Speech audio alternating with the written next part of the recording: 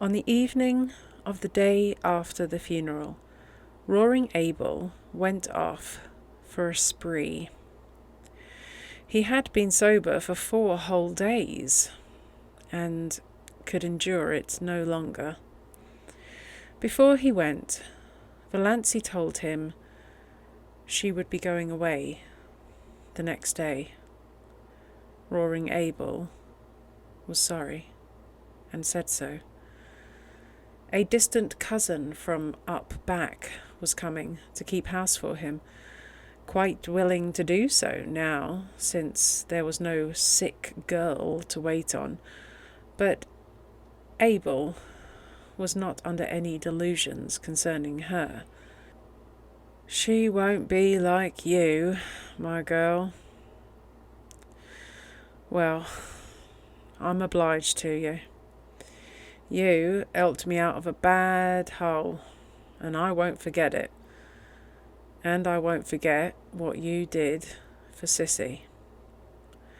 I'm your friend.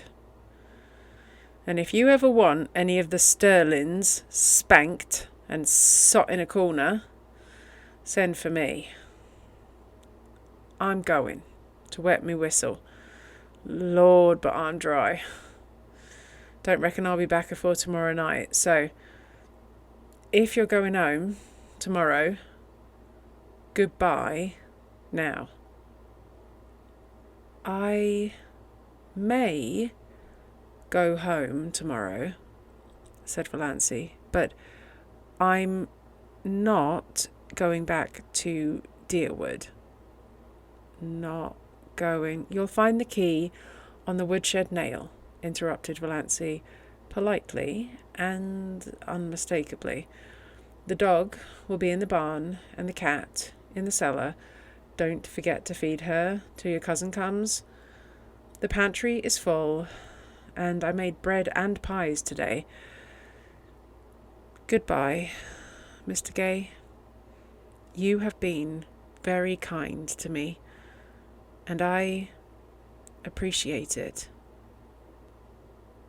We've had a damned decent time of it together, and that's a fact," said Roaring Abel. "You're the best small sport in the world, and your little finger is worth the whole Stirling clan tied together. Goodbye, and good luck." Valancy went out to the garden. Her legs trembled a little, but otherwise she felt and looked composed. She held something tightly in her hand. The garden was lying in the magic of the warm, odorous July twilight. A few stars were out, and the robins were calling through the velvety silences of the barrens. Valancy stood by the gate, expectantly. Would he come? If he did not... He was coming. Valancy heard Lady Jane Grey far back in the woods. Her breath came a little more quickly. Nearer and nearer.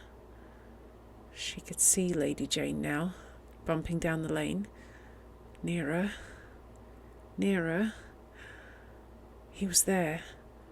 He had sprung from the car and was leaning over the gate, looking at her. "Going home, Miss Stirling?" "I don't know yet," said Valancy slowly. Her mind was made up, with no shadow of turning, but the moment was very tremendous. "I thought I'd run down and ask if there was anything I could do for you," said Barney. Valancy took it with a canter. Yes, there is something you can do for me, she said, evenly and distinctly. Will you marry me? For a moment, Barney was silent. There was no particular expression on his face. Then he gave an odd laugh. Come now. I knew luck was just waiting around the corner for me. All the signs have been pointing that way today. Wait, Valancy lifted her hand. I'm in earnest, but I want to get my breath after that question. Of course, with my bringing up, I realise perfectly well that this is one of the things a lady should not do. But why? Why? For 2 reasons.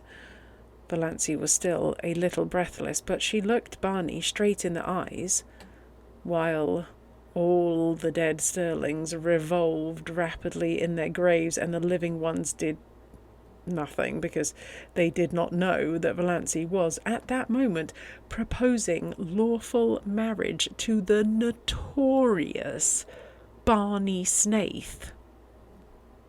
The first reason is I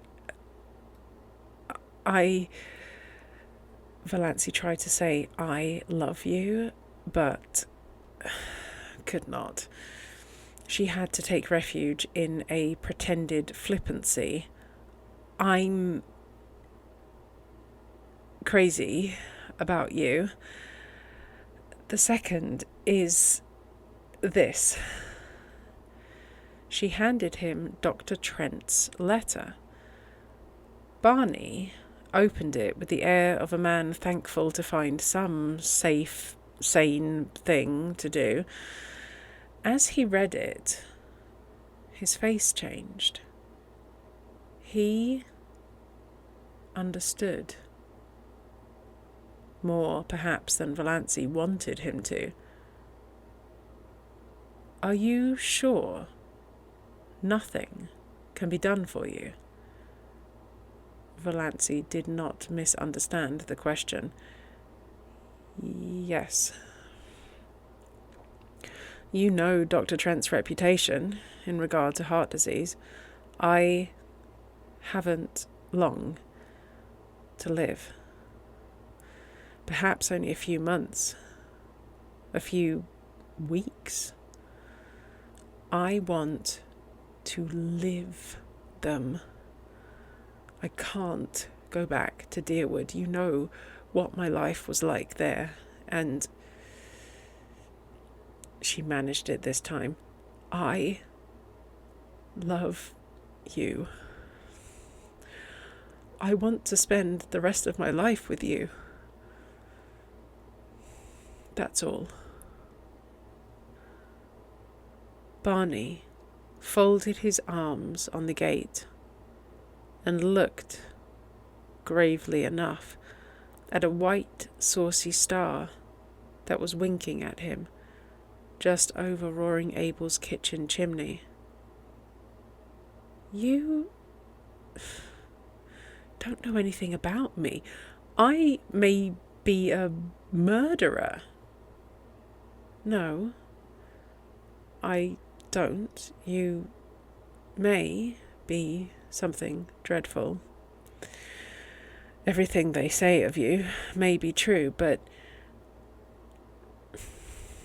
it doesn't matter to me. You care that much for me, Valancy? Said Barney, incredulously, looking away from the star and into her eyes, her strange, mysterious eyes. I care that much, said Valancy, in a low voice. She was trembling. He had called her by her name for the first time. It was sweeter than another man's caress could have been, just to hear him say her name like that. If we are going to get married, said Barney, speaking suddenly in a casual, matter-of-fact voice, some things must be understood. Everything must be understood, said Valancy. I have things I want to hide, said Barney coolly. You are not to ask me about them. I won't, said Valancy. You must never ask to see my mail. Never. And we are never to pretend anything to each other. We won't, said Valancy. You won't even have to pretend you like me. If you marry me, I know you're only doing it out of pity. And we'll never tell a lie to each other about anything. A big lie or a petty lie. Especially a petty lie, agreed Valancy. And you'll have to live back on my island. I won't live anywhere else. That's partly why I want to marry you, said Valancy. Barney peered at her. I believe you mean it. Well, let's get married then. Thank you, said Valancy, with a sudden return of primness. She would have been much less embarrassed if he had refused her. I suppose I haven't any right to make conditions, but I'm going to make one. You are never to refer to my heart or my liability to sudden death. You are never to urge me to be careful. You are to forget, absolutely forget, that I'm not perfectly healthy. I have written a letter to my mother. Here it is. You are to keep it. I have explained everything in it. If I drop dead suddenly, as I likely will do, it will exonerate me in the eyes of your kindred from the suspicion of having poisoned you, said Barney with a grin. Exactly, Valancy laughed gaily. Oh, dear me, I'm glad this is over. It has been a bit of an ordeal. You see, I'm not in the habit of going about asking men to marry me. It is so nice of you not to refuse me or offer to be a brother. I'll go to the port tomorrow and get a license. We can be married tomorrow evening. Dr. Stirling, I suppose? Heavens, no! Valancy shuddered. Besides, he wouldn't do it. He'd shake his forefinger at me. And I'd jilt you at the altar. No, I want my old Mr. Towers to marry me. Will you marry me as I stand? Demanded Barney. A passing car full of tourists honked loudly. It seemed derisively. Valancy looked at him. Blue homespun shirt, nondescript hat, muddy overalls, unshaved. "Yes," she said.